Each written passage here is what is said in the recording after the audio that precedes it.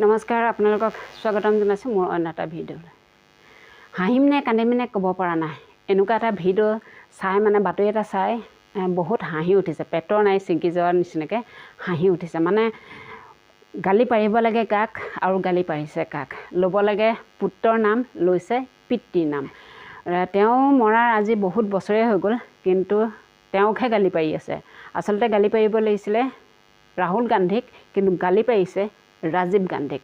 ৰাজীৱ গান্ধী আজি মৃত্যু হোৱা বহুত বছৰেই হৈ গ'ল। যিগৰাকী বিধায়কাই ৰাজীৱ গান্ধীক গালি পাৰিছে, গালি পাৰিব লাগিছিল ৰাহুল গান্ধীক, কিন্তু তেওঁ ওচৰে পাজৰে থকা কাষত থকা দুগৰাকীয়েও মিচিকে হাঁহি আছে, কিন্তু শুধৰাই নিদিলে দেই। তেওঁৰ লগত থকা দুগৰাকীয়েও তেওঁক সেইষাৰ কথা শুধৰাই দিব লাগিছিল।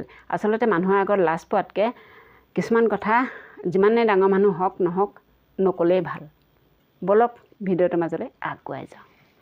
মুখ্যমন্ত্ৰী ডক্টৰ হিমন্ত বিশ্ব শৰ্মাই য'ত মহিলাৰ আত্মসন্মানৰ কাৰণে দিনে ৰাতিয়ে কাম কৰে, এটা বিপৰীত ছবি আমি দেখা পাইছোঁ কংগ্ৰেছ দলত।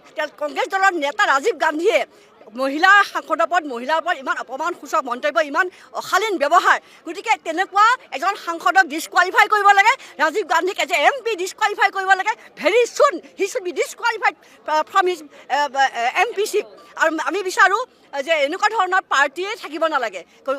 ভাৰতীয় জনতা পাৰ্টিৰ পৰা শিকক, মোদী ডাঙৰীয়াৰ পৰা শিকক মহিলাক সন্মান কেনেকৈ কৰিব লাগে। ডক্টৰ হিমন্ত বিশ্ব শৰ্মাৰ পৰা ৰাজীৱ গান্ধীয়ে শিক্ষা লওক কেনেকৈ মহিলাক সন্মান দিব লাগে, মহিলাৰ আত্মনিৰ্ভৰ কেনেকৈ কাম কৰিব লাগে। ডক্টৰ হিমন্ত বিশ্ব শৰ্মাৰ পৰা ৰাজীৱ গান্ধীয়ে শিকক, নৰেন্দ্ৰ মোদী ডাঙৰীয়াৰ পৰা ৰাজীৱ গান্ধীয়ে শিকক। কংগ্ৰেছ দলৰ নেতা ৰাজীৱ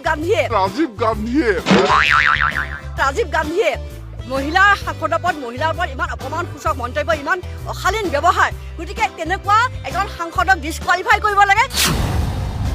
ৰাজীৱ গান্ধীক এজ এ MP ডিছকুৱালিফাই কৰিব লাগে। Very soon he should be disqualified from his